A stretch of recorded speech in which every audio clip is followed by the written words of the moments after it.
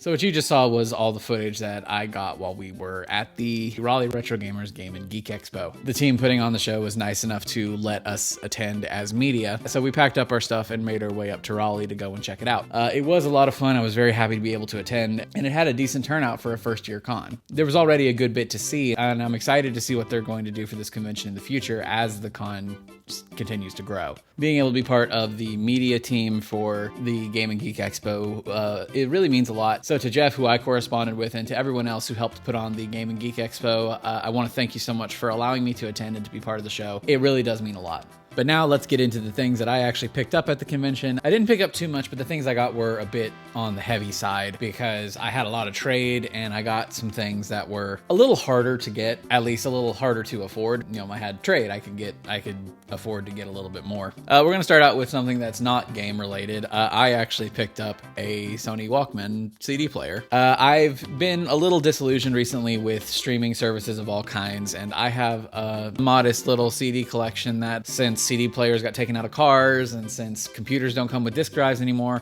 I don't have a means to really play with the CDs. I've been thinking about getting a CD player recently, and you find a Walkman for dirt cheap, you're gonna pick it up. But now on to games. The first thing I picked up was actually not for me. It was Crash Bandicoot Purple on the Game Boy Advance. April grew up with Crash Bandicoot and has really been into Spyro recently, and so when she learned that there was a Spyro in Crash World and Crash and Spyro World game, she was interested in playing it. We got her the Spyro game a while back, and she's been actually really enjoying it, and so we found the Crash Bandicoot version and thought, hey, why not? Let's get that too. The next thing I picked up some N64 games. The first one I picked up was Hydro Thunder. I've played this in the arcade. I've never played this on the N64 before, so I'm excited to have this. It's a little on the heavier side. It runs about $60 normally, which is odd that this is the arcade port on the N64 that decided to go up in value. It's come down a little bit recently, and the guy I bought it from was like super chill, so I actually got a really good deal on it. And the second game I picked up was StarCraft 64. This one is definitely a bit on the heavier side. I've been eyeing it recently to kind of get my hands on it because I've been seeing it a bit more often. I found somebody who was willing to work with some of the trade that I had, and with the trade, I got it for considerably undervalued, so that's really good. I don't have any experience with StarCraft. I don't have a lot of experience with Blizzard games in general. I'll be interested to see how it actually plays. The next thing I picked up was I actually got it at the same time that I got the Crash Purple. I got this for pretty much free because I bought a Game Boy Micro. I've always heard people talk about the Game Boy Micro as the version of the Game Boy that they actually liked the most. I remember not seeing the point of these as a kid because it was like, I have a Game Boy. My Game Boy Advance is bigger.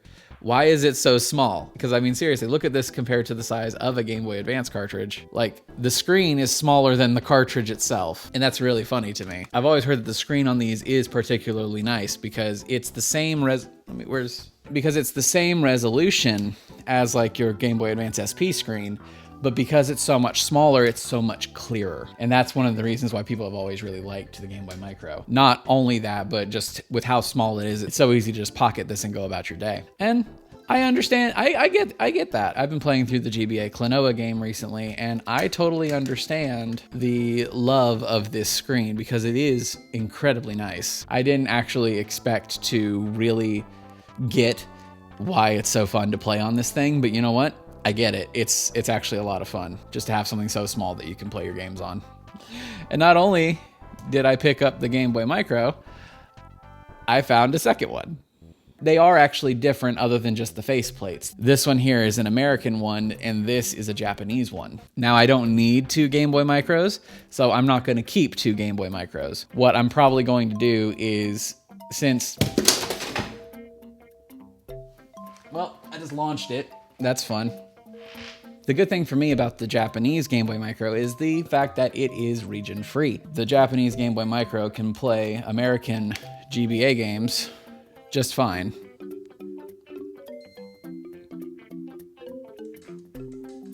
So what I'm going to do is I'm actually going to keep the Japanese one, and the American one I'm going to use for trade credit because this one is worth significantly more than this one. And as far as function, for my purposes, they're the same.